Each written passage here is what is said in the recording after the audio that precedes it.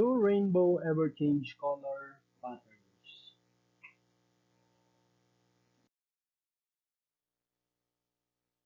Okay, you need to check the link below to know your answer. Yes, hello. Good day, class.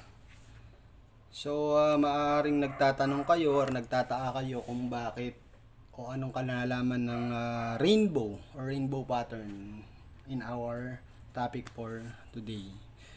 So, our topic for today is about the straight-through cables and a crossover cable.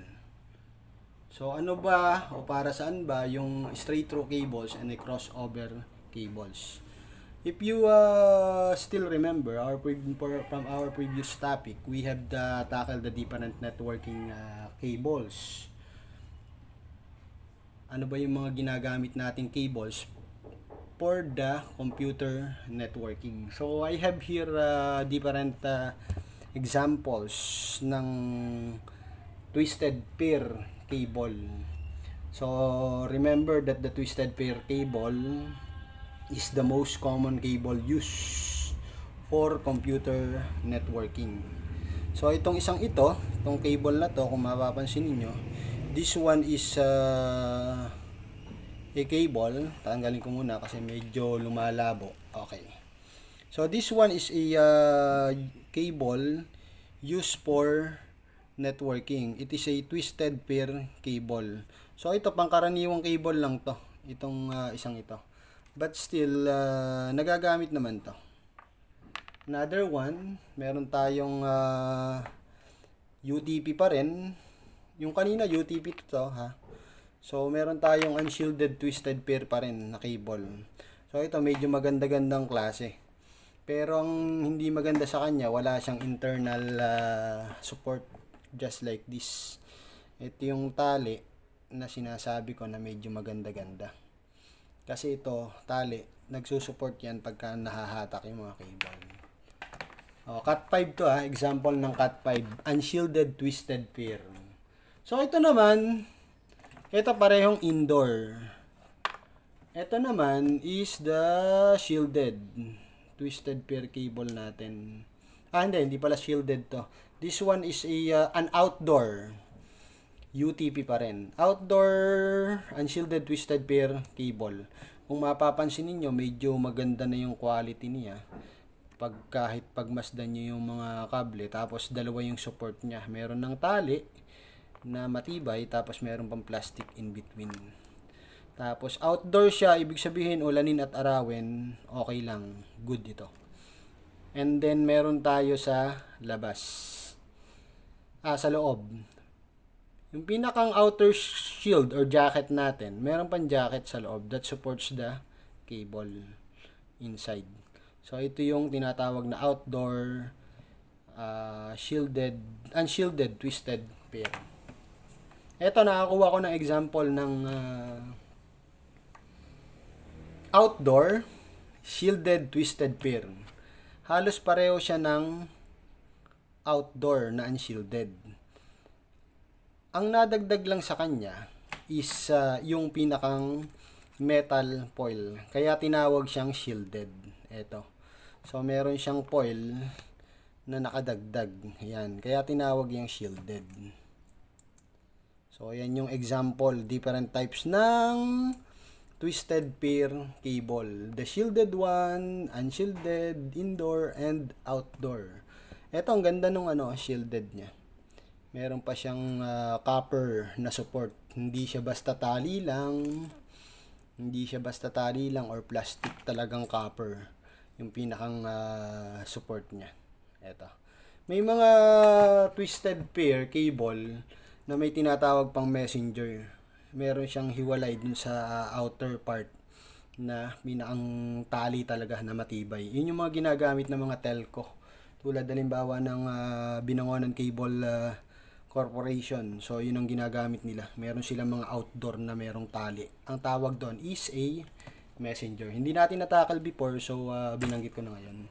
But anyway, let's move to our lesson about straight-through cables and the crossover cables.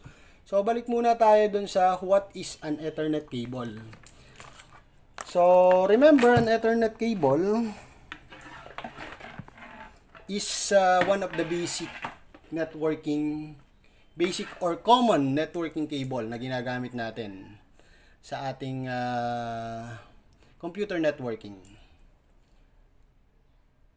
From one computer to another computer, paano natin sila mapag-connect gamit ang twisted pair cable. From one computer to another device, gamit ang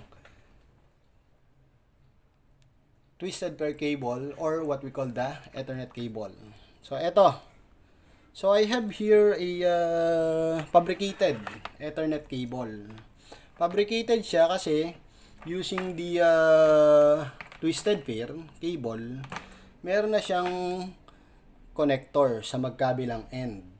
Ano ba yung connector na yon? Nabanggit na rin natin ito sa topic natin before, yung RJ45 connector. So this is an example of the RJ45 connector na meron tayo metal shielded RJ45 connector. Ang ganda niya, no? May bakal sa tabi. Yung karaniwan yan, plastic base lang. Wala akong example ng plastic base eh. But anyway, so, pag ang Ethernet cable ay meron ng, pag ang UTP cable or twisted pair, whether it's a UTP or a STP, ay meron ng connector sa magkabilang end, ang tawag na natin doon ay Ethernet cable. Okay, maliwanag ah. Pag ang twisted pair, whether it's a shielded or unshielded, at meron ng connector sa magkabilang dulo, connector A, connector B, or B or A, vice versa. So, ang tawag na natin dyan ay Ethernet cable. So, ito na yung Ethernet cable na ginagamit natin to connect one computer to another computer or a computer to a device, vice versa. Or device, networking device to another networking device. So, now, alamin naman natin yung difference between straight through cable versus crossover cables. So, ang Ethernet cable na ginagamit natin, meron siyang connector from one end to another end. So, dito na papasok yung ating mga tanong nyo kanina about the rainbow color or pattern. So, may kinalaman or what? So, nabanggit kanina, ang rainbow ay hindi nababago ang sequence or pattern ng color from top to bottom or bottom to top. So, in fabricating an Ethernet cable, whether it's a straight through or crossover, kinakailangan natin gumamit ng mga pattern of color. So, yung pattern na yon, it will help us fabricate the Ethernet cable correctly and easily. So, standard to, or nasa standard yung pagkakagawa niya or pagkakapattern niya. So, start muna tayo dun sa straight through cable. Ano ba yung tinatawag na straight through cable? So, a straight through cable is a type of Ethernet cable with RJ45 connector. RJ45 connector at each end, and each has the same point or same pin out. Ito yung tinutukoy ng straight through cable. So, pag sinabing straight through cable, both end ng twisted pair cable ay meron ng tinatawag na connector. At yung connector sa magkabilang dulo ay parehas daw ng color code or pin out. Ibig sabihin, parehas yan ng pagkakasunod-sunod ng kulay. That is what you call a straight through cable. Sir, ano po ang pagkakasunod-sunod ng color niya?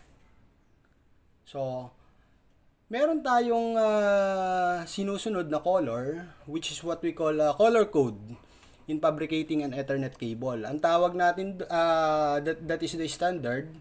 The first one is the T568A, and the second one is the T568B standards.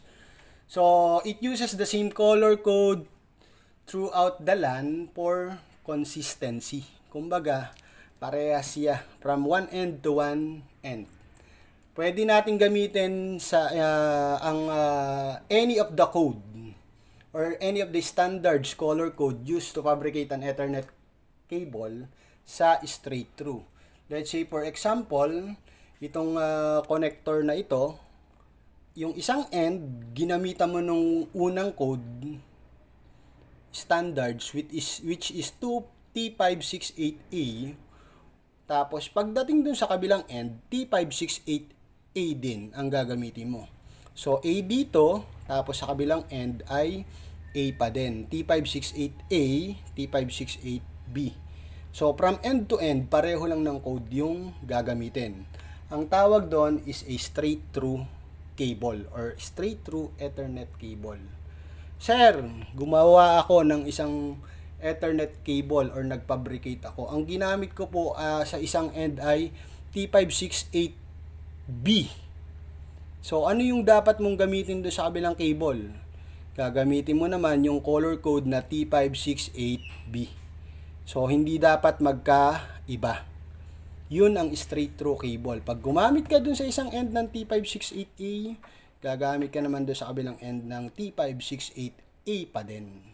Kung gumamit ka ng T568B code sa isang end, gagamit ka naman T568B dun sa kabilang end. And that makes the straight through Ethernet cable. So, yun ang straight through. Ano naman sir yung tinatawag natin na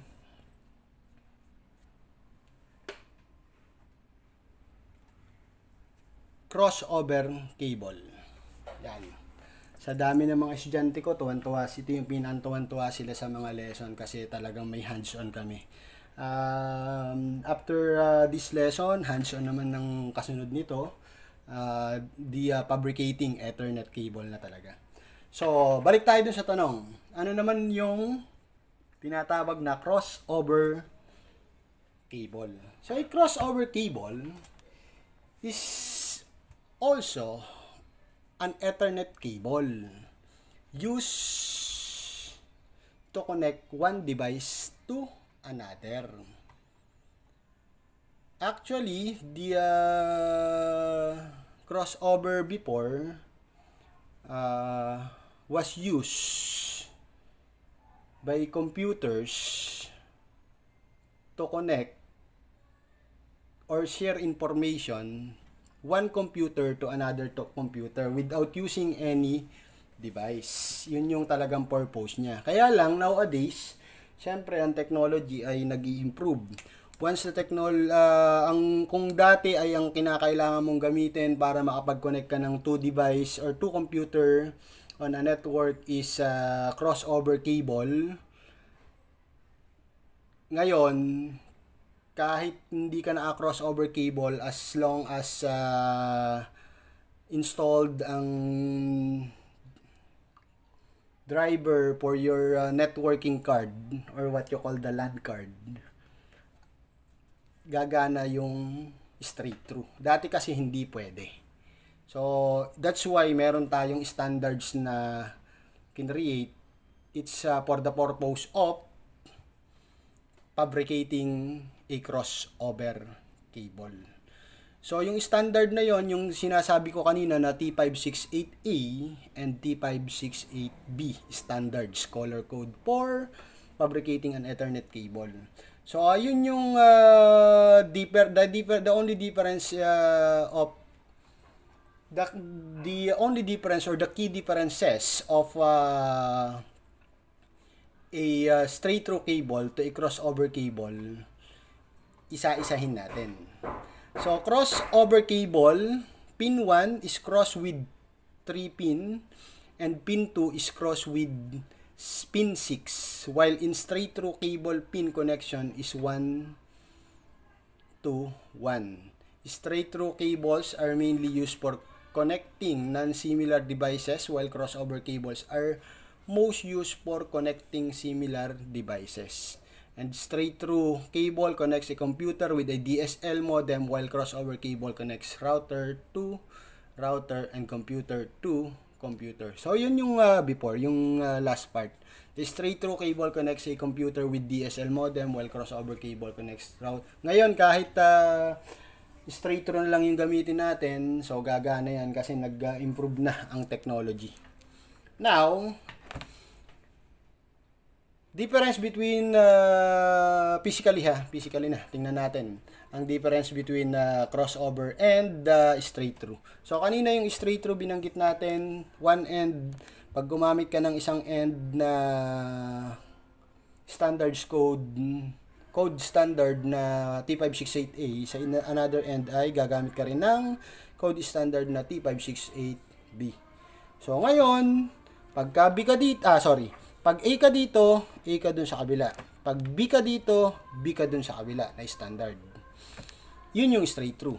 Tapos, simple lang ang pag-fabricate ng crossover. Once nag-create ka ng isang connector, or nag-fabricate ka ng isang connector dun sa isang end ng twisted pair, let's say ginamit mo rito ay T568A. Gagamitin mo dun sa kabila naman ay T568B. That makes a crossover cable. A ka dito, gagamitin mo namang standard dun sa kabila ay B. So, kung B ka dito, gagamitin mo naman dun sa kabila ay A. Tama? So, ayan. B, A, A, B. A, B, B, A. Ganun lang kasimple. Magka-iba ang color code na gagamitin mo from one end to another end. So, that's it. That's the difference between a straight-through cable and a crossover cable. So, now, let's talk about the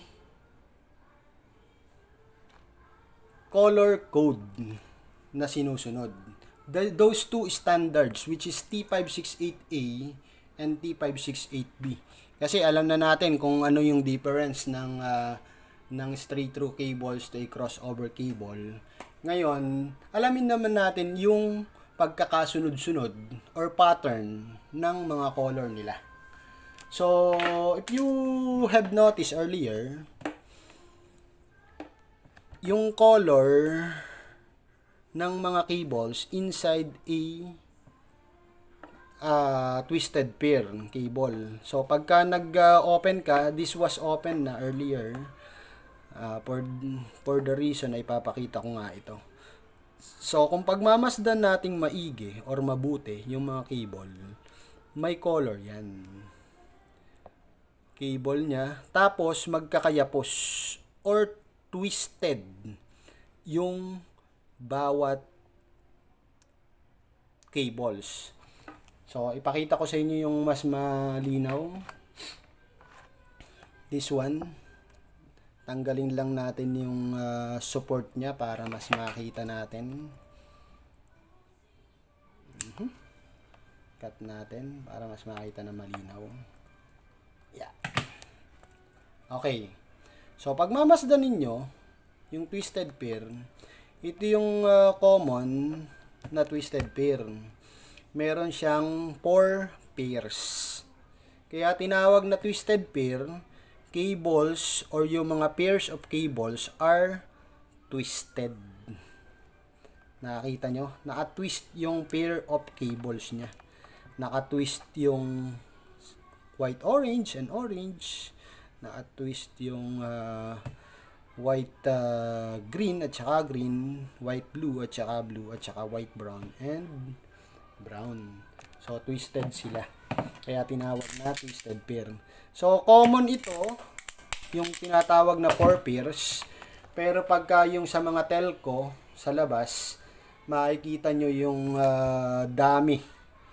laki ng cable. Mga ganung kalalaki yung cable niyan. Meron tinatawag na 25 pairs, merong 50 pairs, meron tinatawag na 100 pairs. So, ito ay 4 pairs. Ibig sabihin, 4 pairs, meron lang siyang 2, 4, 6, 8 different cables which are twisted together by pair. So, ito yon. So, yung marami, ibig sabihin, kung 25 pairs siya, 50 yung lahat ng kable. Ito, 8 lang. Pag 100 pair siya, 200 yung lahat ng kable pag hiniwa-hiwalay natin. So, ito yon, ito yung mga color na binabanggit ko. Let's untwist this cable. So, ito yung isang color. Pag mamasdan nyo, white, green, at saka white, green, no? Pag inantay mo rin or in-untwist mo yung sumunod or the rest of the color, cable, may mga partner yan. I-untwist lang natin yan. So, ganun din sa kabila. Untwist lang din natin. So, yan. White-orange naman. At saka yan naman ay blue. Yan. So, ito yung mga color. Diba parang rainbow? Kaya kanina, yun ang ginawa nating best example. So, may papakita na ako sa inyo. Sorry. Napangga ko yung camera. Okay. So, ito yan.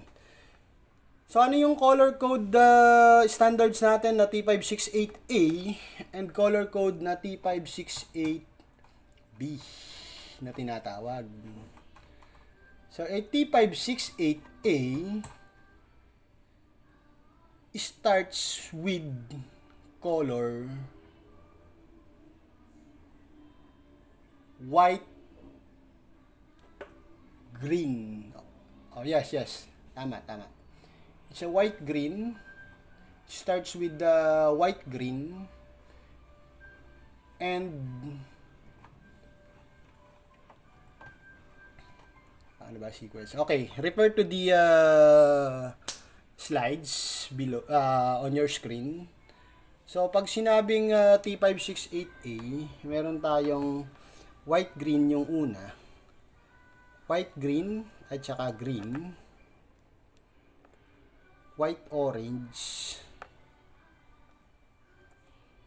Susunod sa kanya ay blue. White, blue. Susunod sa kanya ay orange. And white, brown. Susunod sa kanya ay brown. So, para tayong bumabasa ng letter, para tayong bumabasa ng mga words, meron tayong tinatawag na left to right. Hindi tayo Japanese ba yun, yung sa mga anime, you should read it from right to left. Lagi tayong from left to right pagka naggawa tayo ng nagfabricate tayo. So, anyway, later, after this topic, yung susunod na topic natin is about fabricating. Bibigyan natin ng focus yung tamang paraan ng paggawa or pag-fabricate ng Ethernet cable. But, dito muna tayo. So, this is the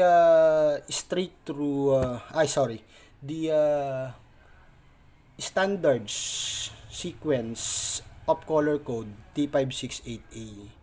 From left, white, green, white, orange, blue, white, blue, orange, and white, brown. See your screen para mas malinaw yung color kasi baka hindi masyado makita. But yan yung pinakang sequence. So, from left to right tayo ng ating kable. Let's say for example, this one, hindi ko lang alam kung hindi masyadong kita yung mga color. But, ito yung positioning niya. Yan. Ito yung pinakang likod. Hindi tayo dun tumitingin. Dito tayo sa pinakang harap na meetingin. So, meron tayong white, green, white, orange, blue, white, blue, orange, and white, brown. So, this is what we call the T568A color code for fabricating Ethernet cable. Standard A or standards A and B ang pinag-uusapan. So, ito yung A na tinatawag. T568A. So, how about the T568B sequence?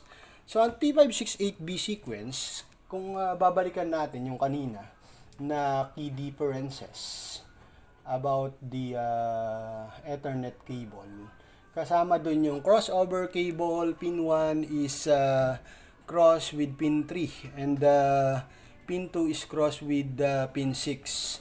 So, pag titingnan natin yung word na yon or yung statement na yon, tingnan nyo yung mga screen nyo. Ang mangyayari doon is this. Ganon yung pinakang sequence ng crossover cable. 1, 2, 3, 4, yan yung magiging line niya in between. So, from one end to another end. So, paano yung standard B naman? Para mas maliwanag tayo. So, kanina, white, green, green, white, orange, blue, orange, white, brown, brown. Ito yon. Susunod na standard naman ay white, orange, orange, white, green, blue, green, white, brown, brown. White, orange. Eto, puhanin natin si white, orange. White, orange, orange. White, green, blue. White, blue, green, and white, brown, brown. So, ito yan. So, kung mapapansin nyo, hindi naman nabago talaga yung position ng white, brown, at saka brown. Hindi rin nabago yung position ng blue and white, blue. So, hindi siya nabago kung titingnan ninyo sa sequence. Kasi, white, orange, orange, white, green, blue, green, white, brown, brown. Technically, ang nabago nyo lang ay itong dalawa. Parang pinagpalit nyo lang siya ng position. So, ito yung position ngayon. White, orange, orange, white, green, blue, green, white, brown, brown. So, yung white, brown, hindi na bago. Blue and white, blue, hindi na bago. Ang nilipat nyo lang talaga, pinagdikit nyo itong dalawa dun sa kabila. Tapos, yan, para maging A. So, ito, from T568A and T566B, hindi siya gumagalaw. But anyway, so ito yung sequence ng T568B. White, orange, orange, white, green, blue, green, and white, brown, brown. So, that's it. I hope you learned a lot from this video. The difference between between a straight through cable and a crossover cable. And some of the examples na nakita ninyo na twisted pair cable. So, hopefully, makakatulong ito dun sa ating next topic about the fabricating an Ethernet cable. Ipapakita ko sa inyo yung kung paano ifafabricate or gagawin na natin yung ilalagay na natin yung connector dito sa mismong twisted pair para makapag-fabricate tayo ng Ethernet cable. So, thank you for watching. Hopefully, masagot nyo ng maayos yung inyong mga modules, the activities on your modules. And have a good day. Keep safe, everyone. Thank you.